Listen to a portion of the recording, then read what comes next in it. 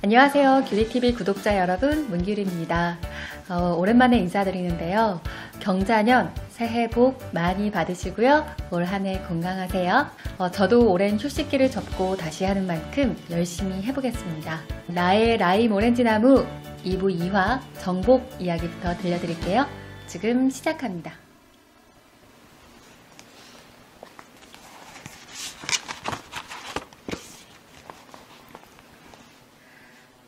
나는 포르투갈 사람이 담배를 사려고 차를 세웠을 때 혹시 마주칠까 두려워 처음 며칠 동안은 좀 더 일찍 집을 나섰다.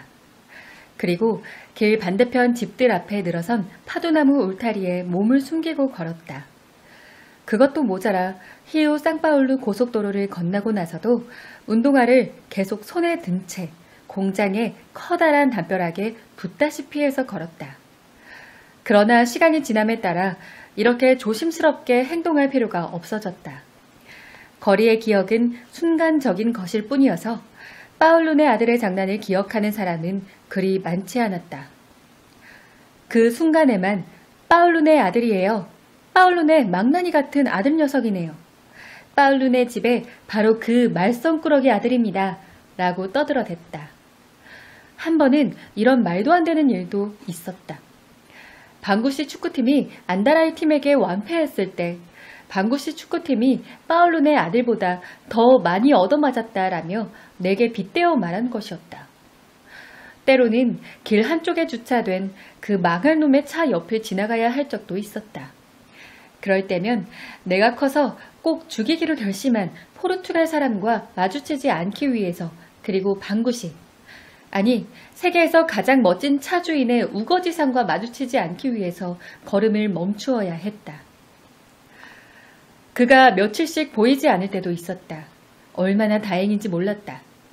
아마 멀리 여행을 떠났거나 휴가를 보내고 있는 것이 분명했다. 그럴 때는 학교까지 편안한 마음으로 걸어갈 수 있었다. 그러나 그를 꼭 죽여야 하는지에 대해선 확신이 서지 않았다. 한 가지 확실한 것이 있다면 평범한 차에는 많이 매달려 봤어도 그의 차에 매달렸을 때만큼 그렇게 짜릿한 흥분과 귀가 타오르는 듯한 아픔을 느껴본 적은 없다는 사실이었다. 모든 일이 모두 순조롭게 지나갔다. 연을 날리는 계절이 왔다. 거리는 누구에게나 개방되어 있었다. 푸른 하늘은 낮에도 아름다운 색색의 별들로 빛났다. 바람의 계절에는 민기뉴도 뒷전이었다. 식구들이 나를 몹시 때리고 벌을 주느라고 가둬두는 때나 겨우 찾아가는 정도였다. 한 차례 맞고 나서 또 맞게 되면 어찌나 아픈지 도망갈 엄두도 내지 못했다. 그런 때는 나의 왕 루이스와 함께 라임 오렌지 나무를 꾸며주고 마구도 얹어주었다. 민기뉴는 힘껏 가지를 뻗으며 자라나 얼마 안 있으면 나를 위해 꽃을 피우고 열매를 맺어줄 수 있을 것 같았다. 다른 오렌지 나무들은 아주 느릿느릿 자랐지만 나의 라임 오렌지 나무는 에드문드 아저씨가 나를 두고 말했듯이 조숙했다. 후에 에드문드 아저씨는 조숙이란 어떤 일들이 정상적인 시기보다 먼저 일어나는 것이라고 말했다. 하지만 내 생각에는 아저씨가 이 말의 의미를 정확히 설명하지 못한 것 같다. 그것은 단지 앞서 일어나는 모든 것을 두고 하는 말이었다. 아무튼 나는 쓰다 남은 끈과 실을 가져다가 병마개를 여러 개 꿰어 민기뉴의 몸에 달아주었다. 민기뉴가 얼마나 아름다웠는지 직접 보지 않고서는 상상하기 힘들 정도였다. 바람이 불어 병마개들이 서로의 몸을 부딪히면 민기뉴는 마치 망아지 달빛에 올라 은빛 박차를 차고 달리는 프레드 톰슨처럼 보였다. 학교 생활도 재미있었다. 나는 모든 국가를 다 외웠다. 가장 긴 국가와 국기에 대한 노래와 자유의 노래 같은 것들을 모두 말이다. 자유여, 우리 위에 날개를 펴라. 내 생각에는 톰 믹스도 나처럼 이 노래를 좋아하는 것 같았다. 우리가 전쟁이나 사냥을 잠시 잊고 한가로이 말을 탈 때면 그는 내게 정중히 요청을 하곤 했다. 어이, 삐나제족 투사, 자유의 노래를 좀 불러보시오. 그러면 가냘픈 나의 목소리는 거대한 평원을 가득 채웠다. 그때의 목소리는 아리오발도 아저씨 조수로 일하는 화요일보다 훨씬 아름다웠다. 나는 화요일마다 기차를 타고 오는 내 친구 아리오발도 아저씨를 기다리기 위해 수업을 빼먹곤 했다. 그는 악보가 가득 든 자루 2개를 어깨에 메고 거리에서 바로 팔 악보는 손에 들고서 역 계단을 내려왔다. 우리는 언제나 그 악보들을 거의 다 팔 수 있었고 그 사실은 우리를 매우 기쁘게 했다. 학교에서는 쉬는 시간만 되면 구슬치기를 했다. 나는 구슬 도둑이라 불릴 정도였다. 백발백중이어서 거의 날마다 학교에 가져갔던 것에 3배가 넘는 구슬이 든 가방을 흔들며 돌아왔다. 나는 세실리아 빠임 선생님에게서 감동을 받았다.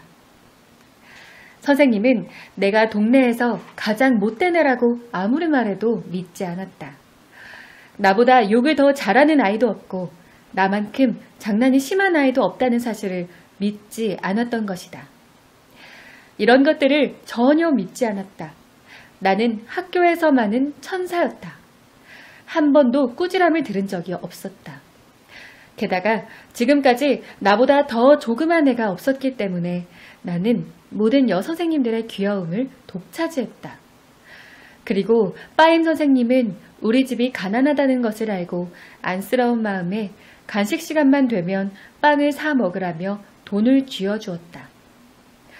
나는 이토록 다정하게 대해주는 선생님을 실망시키지 않으려고 착하게 굴었다.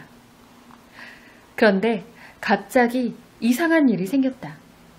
내가 평소대로 히우 상파울루 고속도로를 지나고 있을 때였다.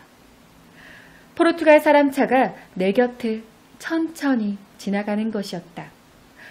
그 괴물은 경적을 3번 울리더니 나를 쳐다보며 씩 웃었다. 다시 약이 올라 어른이 되면 그를 꼭 죽여야겠다는 마음도 되살아났다. 나는 자존심이 상하여 얼굴을 찌푸리고는 못 본 척하며 지나쳤다. 민기뉴, 내가 말했지? 거의 매일같이 그런다니까. 날마다 나를 기다리다가 경적을 울리는 거야. 경적은 딱 3번 울려. 어제는 아예 작별 인사까지 하더라고. 넌 어떻게 했는데? 모르는 척했지. 전혀 못 본 척해. 그 사람도 아마 겁이 날 거야. 너도 알겠지만 난 곧 6살이 될 거고 이제 조금만 있으면 어른이 되잖아. 그 사람이 네가 무서워서 네 친구가 되려고 하는 것 같니? 확실해. 잠깐만 상자 가져올게. 민기뉴는 꽤 많이 자랐다. 이제는 가지 위로 오르기 위해서 밑에 상자를 받쳐야 할 정도가 되었다. 됐어. 계속하자. 나무 꼭대기에 오르면 내가 세상보다 더 크다는 느낌이 들었다. 그곳에 오르면 주위의 경치와 개울가 풀숲과 먹이를 찾아온 검은 새나 목에 흰 줄이 2개나 있는 방울새들을 볼 수 있었다. 초저녁엔 다른 루시아누가 찾아와 알폰수수 들판의 비행기처럼 내 주위를 빙빙 돌았다. 처음엔 민기뉴도 대부분의 아이들과는 다르게 내가 박쥐를 전혀 무서워하지 않는다는 사실에 적잖이 놀랐다. 루시아누가 나타나지 않은 지도 꽤 되었다. 어디 다른 들판에 정착한 것이 틀림없었다. 있잖아 민기뉴, 에우제니아 아줌마네 구아버 열매가 노래지기 시작했어. 물이 괜찮게 올랐을 거야. 그 아줌마한테 들키지 않는 게 문제지. 민기뉴, 오늘 벌써 3차례나 맞았거든? 알지? 내가 여기 왔다는 건 내가 벌을 받고 있다는 뜻이야. 그러나 악마는 결국 나를 민기뉴에게서 내려와 파도나무 울타리로 가도록 만들었다. 오후의 산들바람은 구아버 향기를 내 코로 실어 날렸다. 아니, 향기가 나는 듯한 착각이 들게 했다. 여기서 살펴봐. 저기 저 닭장을 치워. 아무 소리도 안 나잖아. 악마가 계속해서 속삭였다. 바보야, 뛰어가! 아무도 없어.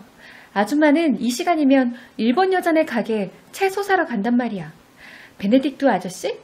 무슨 소리야. 그 아저씨는 눈도 나쁘고 잘 듣지도 못해. 아저씨가 눈치채더라도 충분히 도망칠 수 있어. 나는 울타리를 끼고 개울가로 갔다. 그리고 마음을 정했다. 그 전에 민기뉴에게 소리를 내지 말라는 신호를 주었다. 내 심장은 이미 방망이질 치고 있었다. 에우제니아 아줌마는 장난이 아니었다. 하느님도 못 말릴 정도의 수다쟁이였던 것이다. 내가 한 발 한 발 다가가고 있을 때 그녀의 커다란 목소리가 부엌 창문에서 들렸다. 무슨 짓이냐? 난 공을 주우러 왔다든가 하는 거짓말로 둘러댈 생각은 하지 못하고 꽁무니가 빠져라 달려서 펄쩍 개울가로 뛰어들었다.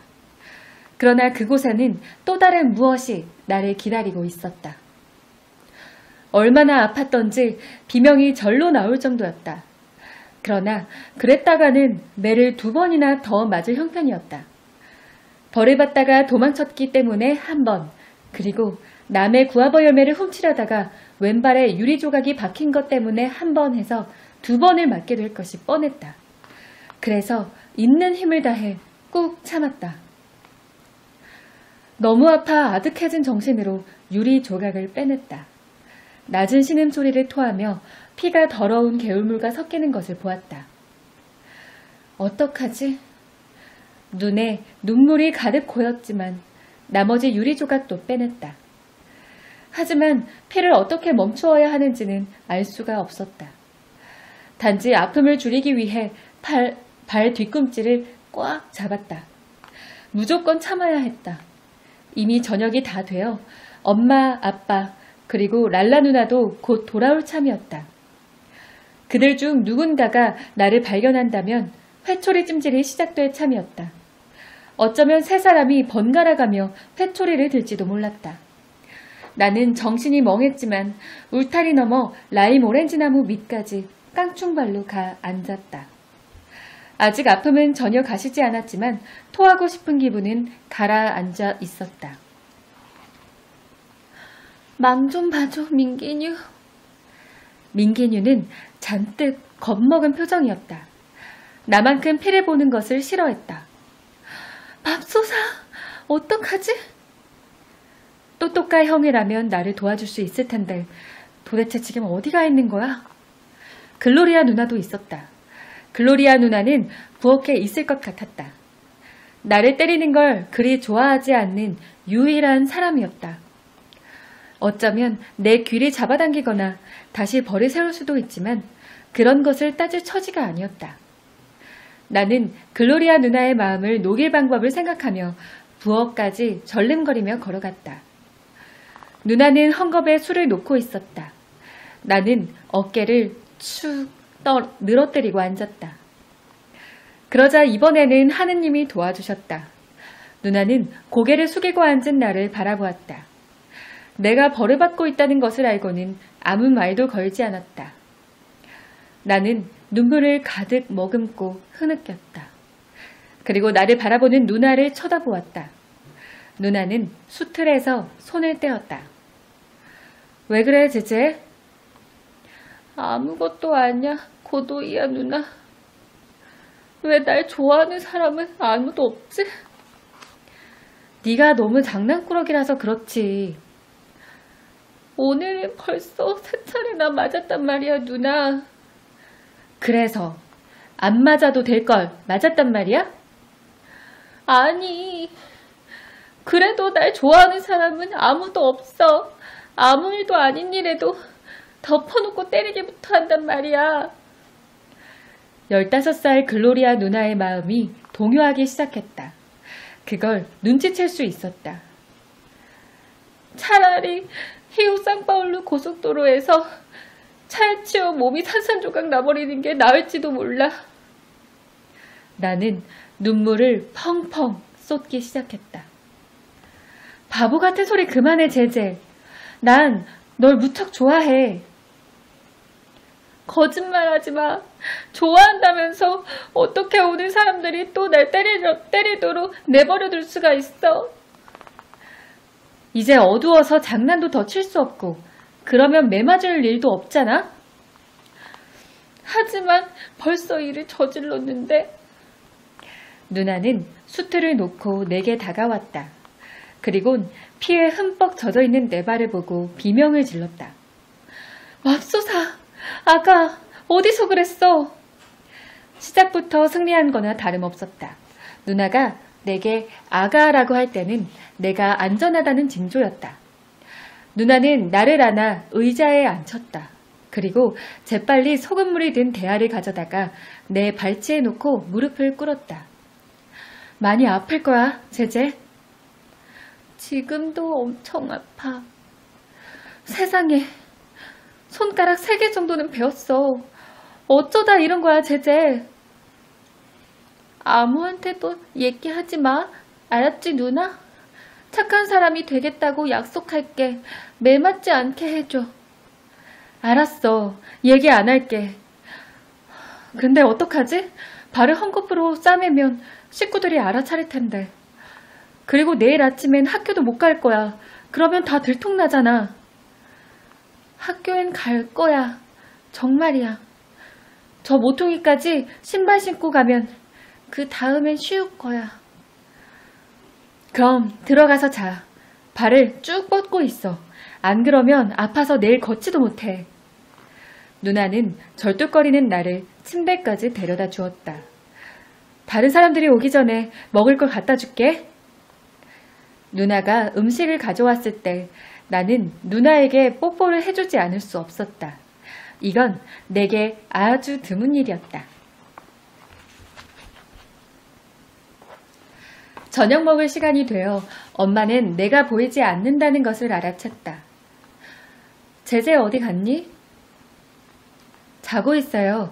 아까부터 머리가 아프다고 그러던데요. 나는 상처가 후끈거리는 것도 잊은 채 오가는 이야기를 듣고 있었다. 나는 사람들이 내 이야기를 할 때가 좋았다. 글로리아 누나는 나를 거들기로 작정한 것 같았다.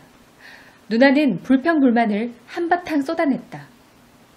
모두들 그 애를 너무 때려요. 오늘 아주 풀이 죽어있더라고요. 3차례나 매를 대다니 너무 심하잖아요. 하지만 녀석은 완전히 구제불능이야. 매를 맞아야 정신을 차린다고. 넌 한 번도 때린 적 없어? 웬만해선 안 때리려고 해요. 정말 몹쓸 짓을 하면 귀를 잡아당기는 정도예요. 모두들 잠잠해졌다. 글로리아 누나는 계속 내 편을 들었다. 아무튼 그 애는 아직 6살도 안 됐잖아요. 장난이 좀 심하긴 해도 아직은 어린애라고요. 누나의 그런 말을 들으니 기분이 아주 좋아졌다. 글로리아 누나는 내게 옷을 입혀주고 운동화를 신겨주면서 안쓰러운 표정을 감추지 못했다. 갈 수 있겠어? 견딜만 해. 히우 상파울루 고속도로에서 바보 같은 짓 하면 안 된다. 안 할게. 어제 말한 건 진심 아니지? 거짓말이야. 근데 아무도 날 좋아하지 않는다고 생각하니까 좀 속이 상해. 누나는 내 더벅머리 금발을 쓰다듬으며 나를 보내주었다. 난 거리에 나갈 때까지만 참으면 될 거라고 생각했다. 신발을 벗으면 아픔이 가실 것 같았다. 그러나 발이 직접 땅에 닿으니 공장 벽에 기대어 천천히 가지 않으면 안 될 정도였다. 이렇게 해선 도저히 학교에 도착하지 못할 것 같았다. 그때 이상한 일이 벌어졌다. 자동차 경적이 3번 울렸다. 재수없는 놈. 남은 아파 죽을 지경인데 그것도 모자라 약을 올리려 하다니. 차는 내 곁에 바짝 멈춰섰다. 그가 몸을 쑥 내밀고 물었다. 꼬마야, 발을 다친 거냐? 남이 간섭할 일이 아니라고 생각했다. 그래도 그가 요 녀석이라고 부르지 않아 아무 대꾸도 않고 몇 걸음을 더 걸었다. 그는 다시 시동을 걸어 차를 몰아 내 곁을 지났다. 차는 차선을 약간 벗어나 비스듬히 벽에 붙으며 내 길을 가로막았다. 그 사람이 문을 열고 내렸다. 그의 커다란 몸집에 기가 죽은 나는 한 걸음 물러섰다. 많이 아프니 꼬마야? 나를 때렸던 사람이 그렇게 다정하고 친근하게 말할 수 있다는 게 믿기지 않았다. 그는 더 가까이 다가와서 뚱뚱한 몸을 굽혀 내 얼굴을 들여다보았다. 아주 부드러운 미소를 짓고 있었다. 그 다정함이 내게 전염되는 것 같았다. 보아하니 심하게 다친 모양이구나. 어쩌다 그랬니? 나는 대답을 하려다가 약간 울먹이고 말았다. 유리 조각이 박혔어요. 깊이 박혔니? 나는 손가락으로 그 깊이를 어림잡아 보였다. 그 정도면 꽤 중상인데 왜 집에 가만히 있지 않고 보아하니 학교에 가는 것 같은데 안 그래? 집에선 아무도 다친 걸 몰라요. 만약에 누가 알게 되면 다시는 그런 일이 없도록 또 때리려고 할 거예요. 이리 오너라. 내가 데려다 줄 테니. 고맙지만 싫어요. 왜? 지난번 일을 학교 애들이 다 알아서요. 하지만 그렇게 걸어갈 수는 없잖아? 그의 말은 사실이었다. 자칫하면 자존심이 무너질 것 같아 나는 고개를 푹 숙였다. 그는 내 턱을 받쳐들었다. 지난 일은 잊도록 하자. 너 차를 타본 적이 있니? 없어요. 그러면 내가 태워주마. 탈 수 없어요. 우리는 원수잖아요. 그런 것은 상관없다. 네가 정창피하다면 학교에 조금 못 미쳐서 내려주마. 어떠냐? 나는 너무 감격한 나머지 대답도 할 수 없었다. 단지 고개만 조금 끄덕였다. 그러자 그는 나를 안아 차문을 열고 조심스레 의자에 앉혔다. 그리고 자신은 운전석에 앉았다. 그는 시동을 걸기 전에 나를 돌아보며 미소를 지어 보였다. 이게 훨씬 낫지? 부드럽게 굴러가다가 가끔 출렁이는 차의 움직임이 기분 좋았다. 거기에 몸을 맡기고 눈을 감으니 저절로 환상이 떠올랐다. 프레드 톰슨의 망아지 달빛보다도 훨씬 부드럽고 좋았다. 하지만 언제까지고 그러고 있을 수는 없었다. 눈을 떠보니 학교에 거의 다 와 있었다. 아이들이 학교 정문으로 들어가고 있는 것이 보였다. 난 깜짝 놀라 의자 밑으로 미끄러져 내려와 몸을 숨겼다. 그리고 상기된 목소리로 외쳤다. 학교 오기 전에 내려준다고 그랬잖아요. 생각을 바꿨다. 네 발을 그렇게 두어서는 안 되겠어. 화상풍에 걸릴지도 몰라. 난 이 근사하고 어려운 단어의 뜻이 무엇인지 묻고 싶었다. 안 가겠다고 때를 써도 별 소용이 없을 것 같았다. 차가 까지냐 거리로 접어들자 나는 다시 제자리에 앉았다. 넌 아주 용감한 사나이 같아 보이던데 어디 정말 그런가 한번 보자. 그는 약방 앞에 차를 세우고 나를 안아올렸다. 아다우트 루스 박사가 우리를 맞았을 때 나는 간이 콩알만해지는 것 같았다. 그는 공장의 의사였고 아빠를 알고 있었다. 그가 내 얼굴을 들여다보며 이렇게 물었을 때는 거의 기절할 정도였다. 너 파울루 바스콘셀로스네 아들 아니냐? 그렇지? 아빠는 일자리 구했니? 아빠가 실업자라는 사실을 포르투갈 사람이 알게 되는 것이 부끄러웠지만 대답을 피할 수는 없었다. 지금 구하고 있어요. 여러 군데 말씀해 놓았대요. 자, 그럼 어디 한번 볼까? 그는 상처에 감긴 헝겊을 풀더니 놀라서 하는 소리를 냈다. 나는 울음이 나와 입을 삐죽 내밀었다. 그러자 포르투갈 사람이 재빨리 다가와 나를 뒤에서 잡아주었다. 박사와 포르투갈 사람이 하얀 시트가 깔린 진찰대 위에 나를 앉혔다. 박사가 수술기구들을 잔뜩 들고 나타났다. 난 떨리기 시작했다. 그러나 포르투갈 사람이 가슴을 내 등에 대고서 두 손으로 내 어깨를 힘차고 따뜻하게 감싸주자 더 이상 떨리지 않았다. 조금만 참아. 치료가 끝나면 음료수랑 케이크를 사주마. 울지 않으면 영화배우 사진이 박힌 사탕도 사주마. 그 말에 있는 용기를 다 내었다. 눈물이 났지만 박사가 하는 대로 가만히 내버려 두었다. 박사가 상처를 꿰매고 파상풍 주사까지 놓았다. 토하고 싶었으나 그것마저도 참았다. 포르투갈 사람은 아픔을 조금이나마 나누려는 듯 나를 힘껏 껴안아 주었다. 그리고 땀에 흠뻑 젖은 내 얼굴과 머리를 자신의 손수건으로 닦아주었다. 영원히 끝날 것 같지 않던 치료가 끝나가고 있었다.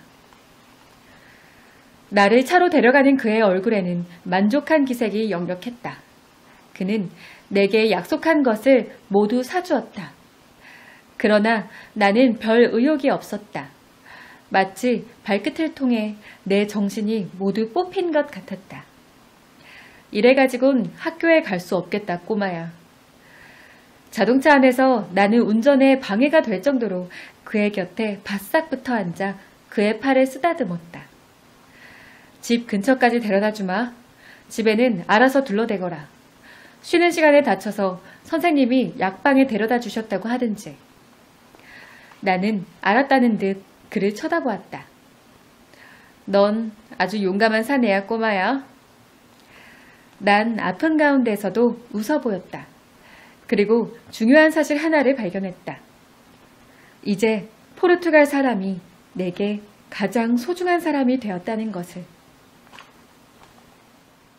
정복에 대한 내용 들려드렸어요. 제재가 포르투갈 아저씨를 되게 좋아하는 것 같아요. 원래는 어른이 되면 죽일 결심을 하고 있던 원수 사이였잖아요. 근데 이제는 포르투갈 사람이 내게 가장 소중한 사람이 되었대요.